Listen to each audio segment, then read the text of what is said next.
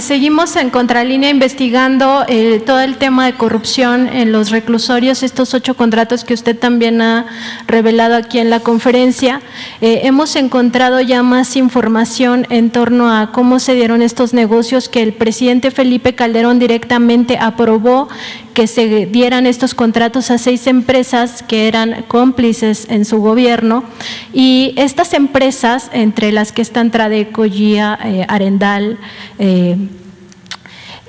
estas empresas vendieron esos contratos que se les habían asignado directamente. Se les habían asignado directamente porque supuestamente era un tema de seguridad nacional. Entonces hay un tema de defraudación, pero además hay un tema de ilegalidad en esta venta de contratos. También hemos documentado que toda esta corrupción, estos contratos que además están por 22 años, que son transeccionales, implican un gasto del erario de 300,000 millones, al cual ustedes ya lograron que se les baje el 15%.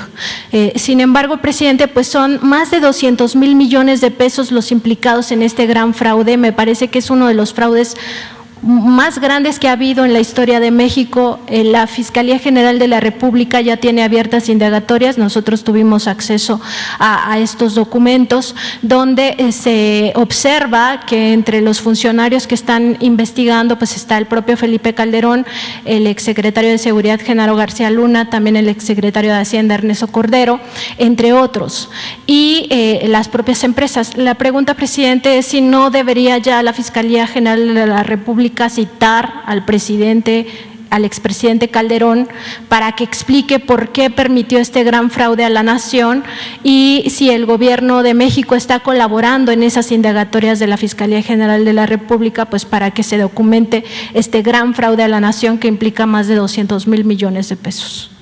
Miren, nosotros ya hablamos sobre este tema. Se logró un acuerdo de una disminución del 15%, como tú lo señalas. Sin embargo, se envió a la Fiscalía el expediente por una serie de irregularidades, por decir lo menos.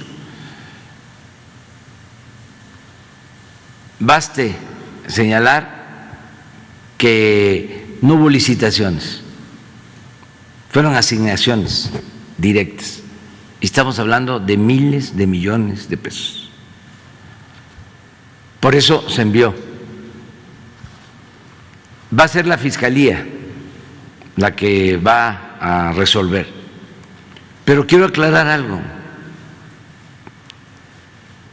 Desde que tomé posición, sostuve que en el caso de los expresidentes, solo si existían expedientes de personas, de ciudadanos, si lo aprobaba la gente en una consulta, en mi opinión, se podía llevar a cabo el juicio contra los expresidentes. Que yo era partidario y soy partidario de que se vea hacia adelante, porque el colmo, la verdad, es que luego de todo lo que hicieron,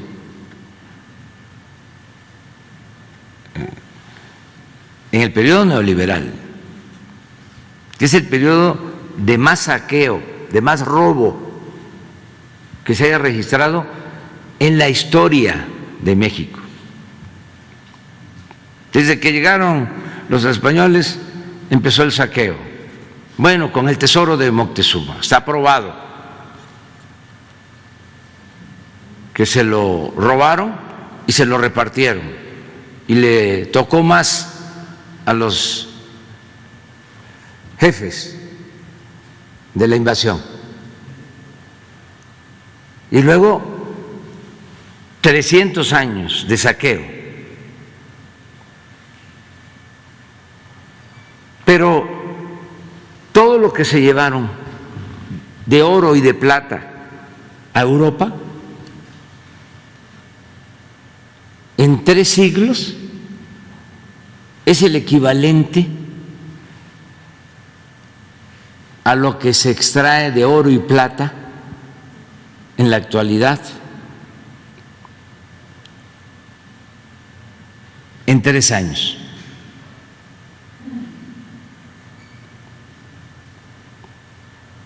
Saquearon muchísimo en el periodo neoliberal. Estamos hablando de 1983 a finales del 18. 36 años de saqueo. Aún así,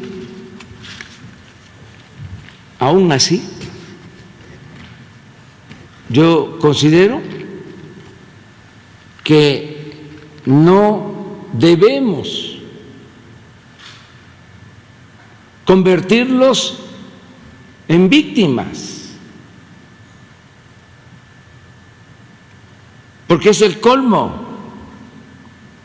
Después de todo lo que hicieron, que no aceptan, que no reconocen, que no actúan con autocrítica, con humildad, de todo el daño que causaron, imagínense que pasen a sentirse perseguidos. Por nuestra parte, no. No es muy fuerte la venganza y ningún expresidente de México va a ser perseguido por cuestiones políticas. No necesitamos de eso. Antes, para ganar legitimidad, 2 ejemplos. Salinas, como hubo fraude electoral, para ganar legitimidad, metió a la cárcel al dirigente del sindicato petrolero y tomó otras decisiones. Y este sí tiene pantalones. Y aplausos. ¿Se acuerdan? ¿Y cómo terminó ese gobierno? Fue el gobierno de mayor corrupción. Es el sexenio en el que se profundizó más la desigualdad económica y social en nuestro país. Unos cuantos se hicieron inmensamente ricos porque saquearon, se quedaron con los bienes de la nación y del pueblo, y la mayoría se empobreció. Muchos de los problemas actuales vienen de eso, de esa monstruosa desigualdad económica y social, por esa actitud espectacular que se aplicó en el caso de Salinas. Y así en otros casos, ¿no? Lo espectacular.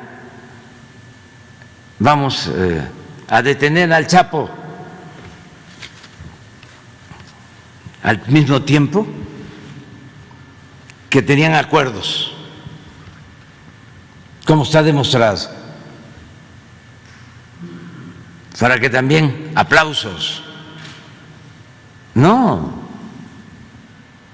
eso es demagogia, politiquería.